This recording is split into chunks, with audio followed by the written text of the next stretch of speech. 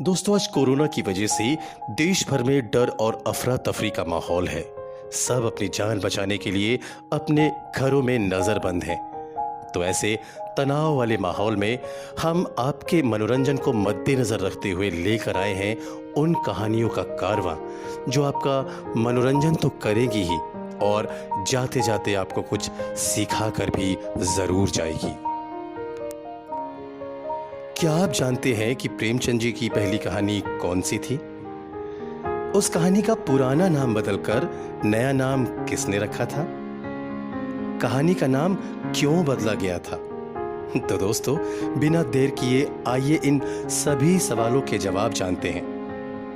हिंदी साहित्य के वरिष्ठ लेखक मुंशी प्रेमचंद जी की कहानी पंच परमेश्वर के पीछे एक बहुत बड़ा रहस्य है। ये कहानी प्रेमचंद जी की पहली कहानी है। हिंदी साहित्य के समीक्षक और प्रेमचंद जी के प्रशंसक इस तथ्य को जानकर अचरज में पड़ जाएंगे कि पहले इनकी रचना पंच परमेश्वर का असल नाम पंच भगवान था। अब सवाल ये है कि किसने इसका नाम बदला? तो इसका जवाब है आचार्य हजारी प्रसाद द्विवेदी जी ने, जिनका हिंदी साहित्य के प्रचार में बहुत बड़ा योगदान है। ये उन दिनों की बात है जब प्रेमचंद हिंदी साहित्य में योगदान देने के लिए जद्दोजहद कर रहे थे। उस समय उन्होंने अपनी एक कहानी सरस्वती पत्रिका में छपने के लिए दी थी। तब द्विवेदी जी, जो कि उस पत्रिका के संपादक थे, उन्होंने उनकी कहानी का नाम पंच भगवान से बदलकर पंच परमेश्वर कर दिया था। 5-6 पन्नों की इस कहानी में कुछ सुधार भी किए गए। हर पन्ने में कम से कम 20 से ज्यादा एडिट हुए। अब हिंदी साहित्य को फॉलो करने वालों के मन में एक सवाल आ रहा होगा कि फिर वो असल कहानी क्या रही होगी जो कि प्रेमचंद पाठकों को परोसना चाहते थे। ये बात तब रोशनी में आई जब नागरी प्रचारणी सभा से कुछ दस्तावेज रिकवर हुए गए।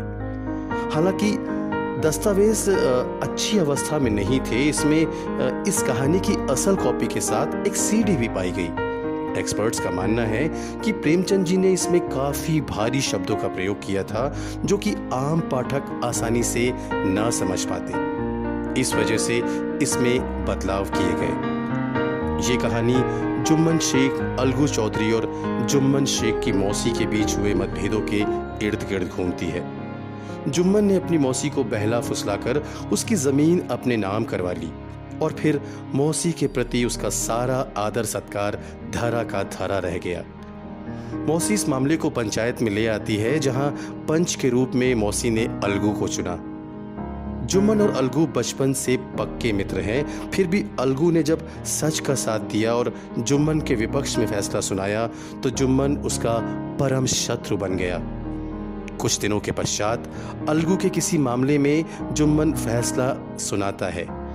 जुम्मन ने न्याय का साथ देते हुए अलगू के पक्ष में फैसला सुनाया और दोनों के हृदय का मैल उनके आंसुओं से धुल गया।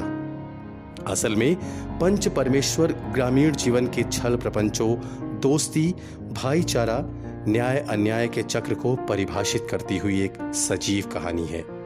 आशा करता हूं आपको ये वीडियो पसंद जरूर आई होगी। ऐसे ही और जानकारी के लिए हमारे चैनल को सब्सक्राइब करें और हमारे परिवार का हिस्सा बने। धन्यवाद।